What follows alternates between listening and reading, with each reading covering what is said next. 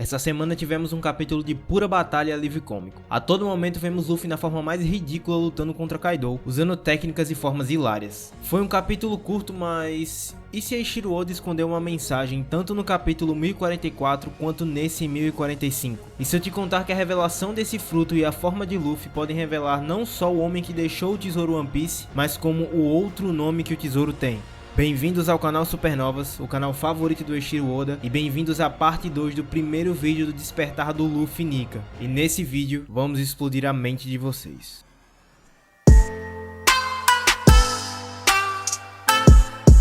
Luffy é Kaizoku ni naru otoku da!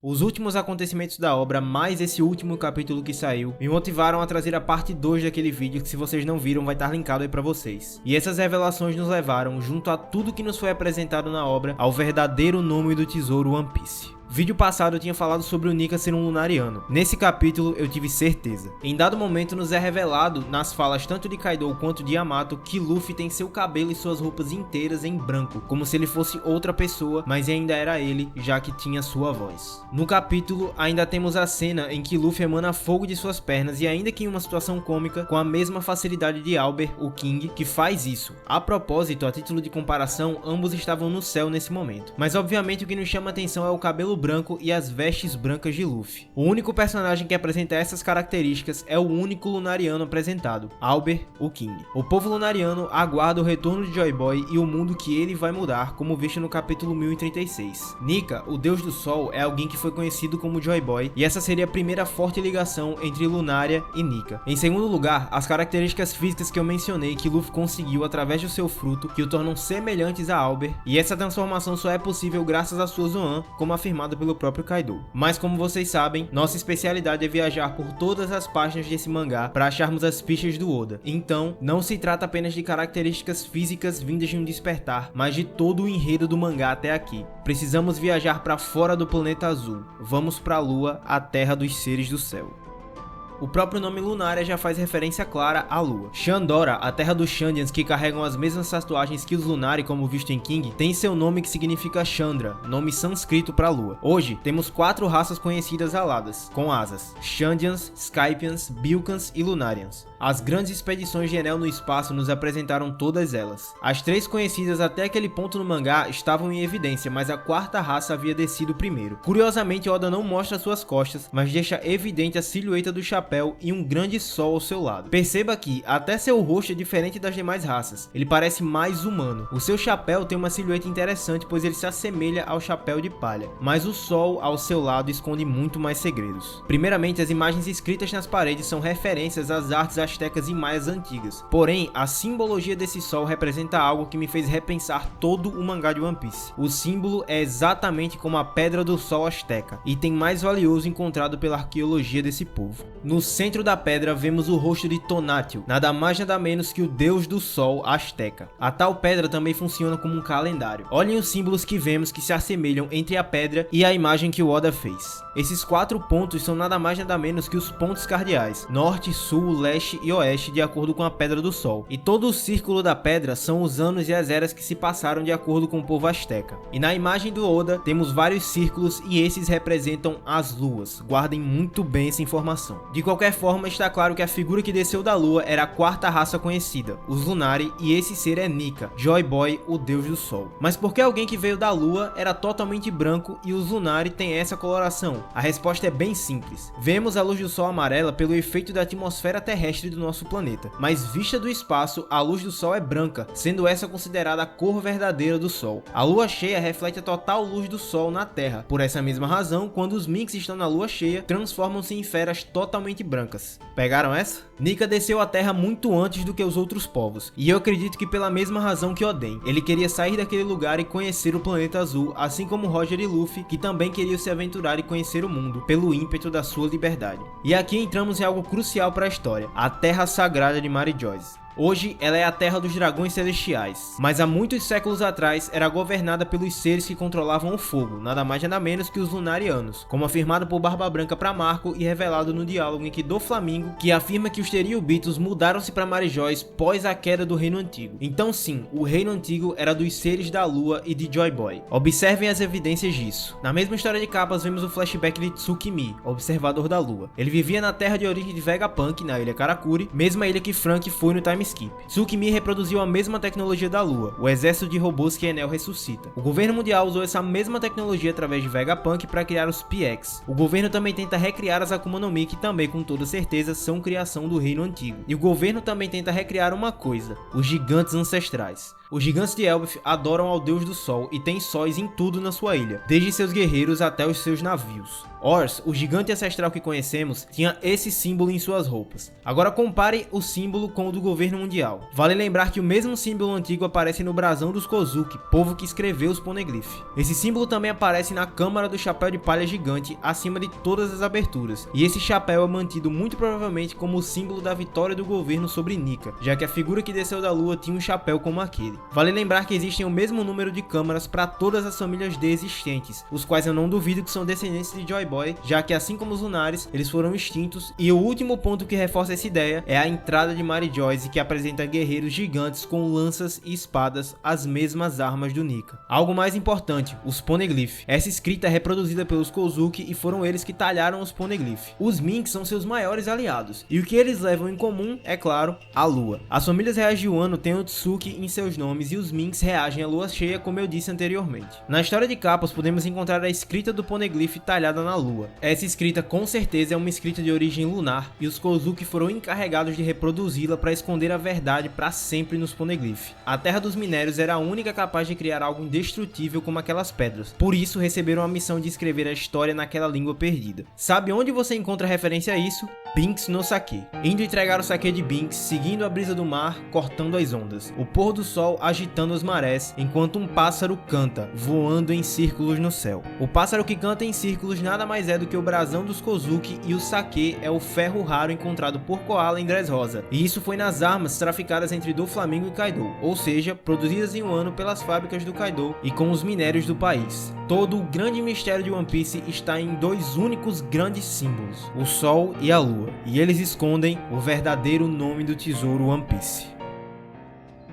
Nika, Joy Boy, Deus do Sol, existem milhares de significados nesse personagem e é nele e na lua que está o maior segredo dessa obra. Afinal, o próprio Roger afirma que foi Joy Boy quem deixou o tesouro One Piece para ser encontrado. Como estamos contemplando atualmente, os tambores da libertação estão soando no coração do garoto alegre, aquele que tem a fruta do Deus do Sol. Esse é o poder mais ridículo e engraçado do mundo e hoje faz todo o sentido que ele se chame Joy Boy. Mas afinal de contas, como é o nome desse tesouro e o que ele é? Esse arco está mudando todos os conceitos que nós conhecemos. Raftel, depois de 25 anos, tornou-se Laugh-Tale. A fruta da borracha Gomu Gomu tornou-se Hito Hito modelo Nika. E se o nome do tesouro também for outro? Vamos descobrir isso agora, entendendo tudo aquilo que Nika representa. Já falamos milhares de vezes aqui, mas Joy Boy é inspirado na épica lenda do Joy Boy caribenho, e esse é o primeiro enigma para nós entendermos. Joy Boy personifica a necessidade humana de dançar, cantar e se alegrar. Ele sorri perpetuamente para todas as fraquezas e problemas da humanidade, e cura os problemas humanos tocando um ritmo de tambor irresistível. Quem ouve a música do Joy Boy é compelido a dançar e cantar junto até sacudir o manto negro do desespero dos seus ombros. Isso nada mais é do que Luffy se tornou definitivamente, com a sua vontade herdada e com a sua fruta. Mas além da oculta disso, é que transforma tudo o que nós conhecemos. Vamos descer da lua para os céus acima do mar azul. O arco de Skype é quando Luffy de forma oculta se tornou Joy Boy e nós não reconhecemos. Os tambores que hoje soam soaram 19 anos atrás em Skype. Quando Luffy determina cumprir a promessa de 400 anos atrás, soa o sino que liberta os dois povos que estavam em guerra por 4 longos séculos. Nesse momento se inicia a Sinfonia, nome do capítulo, pois os dois povos festejam, os tambores começam a soar e a garota que tinha rezado para Deus salvar aquele país vê Luffy na figura de Nika, o Deus do Sol. Em 400 longos anos, ninguém quer lutar.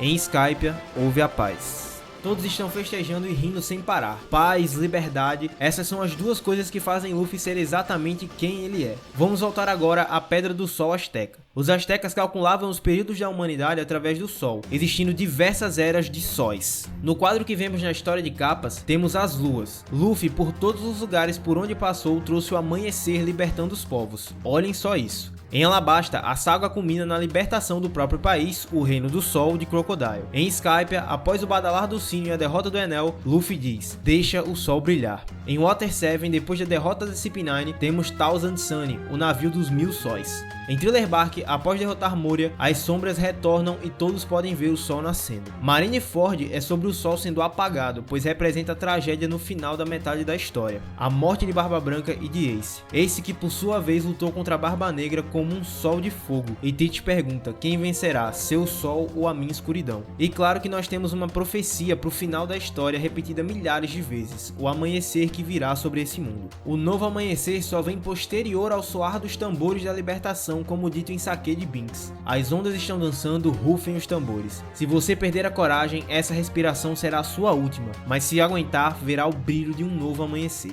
E é claro, isso descreve perfeitamente a cena do despertar do Luffy. Se ele desistisse, morreria ali mesmo. A sua respiração cessou, mas no silêncio, os tambores do seu coração soaram e ele despertou. Sabe o que torna isso mais evidente? Olhem o que o Luffy disse no capítulo 1045. Eu não quero nada disso. Se nós morrermos, o que restará de nós serão apenas os nossos ossos. Isso nada mais é do que a última estrofe da música Sake de Binks. Faltou apenas ele dizer o verso final. Afinal, a vida é um grande conto de risadas sem fim e sem sentido. E isso, é claro, é Laugh Tale, o conto de risadas e o dia que ele encontrará o One Piece e que o mundo virará de cabeça para baixo. Estamos falando sobre Sol, mas agora precisamos falar daquela que antecede o Sol e faz com que ele possa brilhar em todo o seu esplendor. A Lua, que nada mais é que a terra de origem do Nika. Para quem conhece muito bem o canal e já viu esse vídeo, sabe o que nós vamos falar agora. O Sol representa o amanhecer, mas a Lua é o caminho até o Sol nascer, a liberdade. E isso está em uma das maiores descobertas que nós fizemos. O calendário da Pedra do Sol Azteca que o Oda desenhou é representado nesse símbolo. Símbolo esse que é igual ao que aparece em diversos momentos da obra, em Luffy e em todos os reinos que carregam ligações com o século perdido. Esse símbolo é igual à imagem utilizada para representar todas as fases da lua do nosso mundo. Agora olhem só isso. Capítulo 5, Lua Cheia no flashback do Zoro. Capítulo 28, Lua Crescente no arco do Sop. Capítulo 95, Meia Lua no fim de Arlong Park. Capítulo 107, Lua Crescente Convexa em Whiskey Peak. Capítulo 153, Lua Cheia em Drum. Capítulo 163, Lua Minguante Convexa no arco de Alabasta. Capítulo 253, Grande Meia Lua em Skypiea, quando Luffy dança na pose do Nika. Capítulo 323, Lua Minguante Côncava em Water 7. E lembra-se do sol se apagando em Marineford quando o amanhecer para e isso representa a derrota total na guerra? É quando a próxima lua, a lua nova, acontece. Ela aconteceria entre Thriller Bark e Marineford, e ela é considerada nova porque a lua some dos céus, pois não tem nenhum brilho do sol sobre ela. Conseguem acreditar nisso? Oda é um absoluto gênio. E naquele vídeo eu disse e agora reafirmo. Se pegarmos todas as numerações desses capítulos e somá-las, teremos 1127, que nada mais é do que um jogo de números para o termo Hitotsunagi, que foi o termo usado para se referir ao One Piece dito por Barba Branca, frase que significa o tesouro a que tudo conecta. Mas afinal, o que Luffy iria conectar? Afinal de contas, o que é esse tal amanhecer? Conseguiram notar o que eu trouxe aqui para vocês? O sol é o amanhecer, a paz absoluta, e a lua é a liberdade dos tambores de libertação, pois o amanhecer traz a paz e a aventura, o caminho percorrido é a liberdade, e esse caminho representa a lua nos capítulos e o amanhecer o final de cada arco. A liberdade é a ferramenta para que haja a paz. Depois da lua vem o amanhecer do sol. E tanto a paz quanto a libertação são algo muito mais profundos do que imaginamos. Conseguem observar que a reação do povo de Skypiea, aquela risada que levaram eles a chorar naquele momento, é a mesma que Roger e toda a sua tripulação em Laugh Tale? Percebem que todas as ilhas por onde Luffy passou, ele trouxe o amanhecer os libertando e tudo acabou em uma grande festa, um grande banquete e muitas risadas? A liberdade sempre traz o amanhecer representado em risadas e em alegria. Afinal, a vida é um grande conto de risadas sem fim e sem sentido. Como dito na música que alegra os piratas desde a sua origem e que com certeza foi feita pelo Nika. Oda não colocou aquela frase saindo da boca do Luffy no capítulo 1045 por acaso. E mais uma coisa que não tá por acaso nesse capítulo. Em sua capa colorida temos o nome Mar de Liberdade. Em uma dada cena, no quadro original em japonês, Oda escreve 433 em uma onomatopeia. Ele tem brincado de escrever coisas escondidas em capas e no próprio capítulo com muita frequência atualmente. O nome do capítulo 433 nada mais é do que o nome daquele mar e nessa capa colorida temos Mar da Liberdade. Juntando, temos o nome daquele mar é o Mar da Liberdade. Isso refere-se tanto no enredo quanto no capítulo 433 ao Novo Mundo e à Grand Line. Mas sabemos que ele não é livre e muito menos está em paz graças à influência do governo mundial, como dito pelo próprio Barba Branca, já que um país isolado como o Wano, na visão dele, era um país livre. Então esse mar pode muito bem ser outro mar que nós conhecemos. Um mar de verdadeira liberdade, um mar lendário que ainda não foi visto, que só virá quando o mundo conhecer o que é o verdadeiro amanhecer. Temos um mar que se enquadra exatamente isso, certo? O All Blue.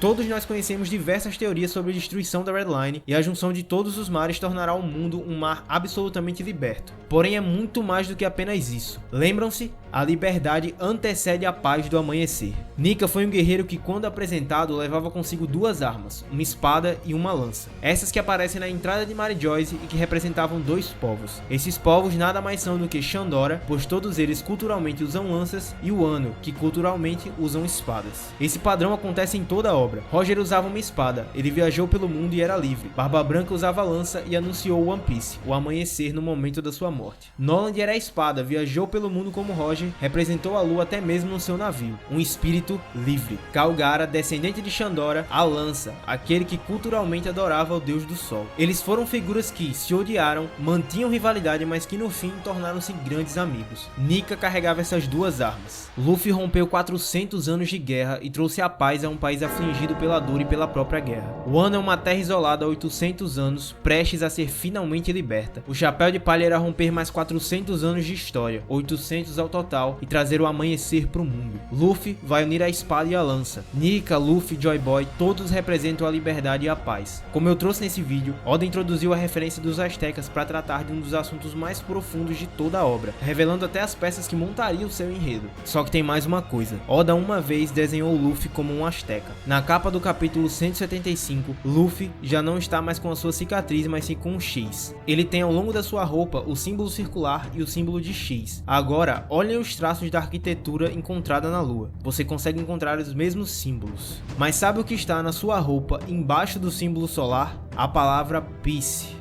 Agora observem a logo do mangá que nós tanto conhecemos. Luffy tem a fruta do Nika, é aquele que herdou o propósito de Joy Boy e que vai trazer o amanhecer pro mundo. E ele tá no logo do mangá. Ele sempre esteve o tempo inteiro escondendo uma letra do nome One Piece. Isso é muito curioso, não acham? Sabe o que significa a libertação do mundo, a liberdade, o motivo que fez todos que conheceram Luffy e foram libertos por ele chorarem e que fez a tripulação do Roger morrer de rir e derramar lágrimas? A paz. O que Luffy sempre sonhou e o que ele entende por ser rei dos piratas é ser livre. O que Roger encontrou fez ele sentir um fragmento do que o povo do céu sentiu. A cena em que todos choram e riem em Skypiea é a representação perfeita. Libertar o mundo e unificar o Mar da Liberdade tem um propósito. Já dissemos aqui no canal e reafirmamos, pra nós, o tesouro One Piece é um grande salão dourado, o ouro de Wano e de Shandora, onde será compartilhada a maior festa desse mundo. O mundo inteiro ouvirá o som dos tambores que vai ecoar em uma grande sinfonia por todo o mundo quando todos estiverem finalmente livres. Joy Boy deixou o tesouro como o propósito de libertar o mundo das suas dores e suas aflições, quando todos os povos de todas as raças estiverem reunidos em um único banquete de alegria ao som do seu irresistível tambor. Isso tem a ver com a fala secreta do Luffy, que com certeza é: eu quero dar a maior festa que esse mundo já viu. Mas tudo isso termina em um só propósito, que é o nome verdadeiro desse tesouro e que representa tudo nessa obra: o Hito Tsunagi, o tesouro que tudo conecta, e nada conecta ao mundo e o dá liberdade mais do que a paz. O nome do tesouro é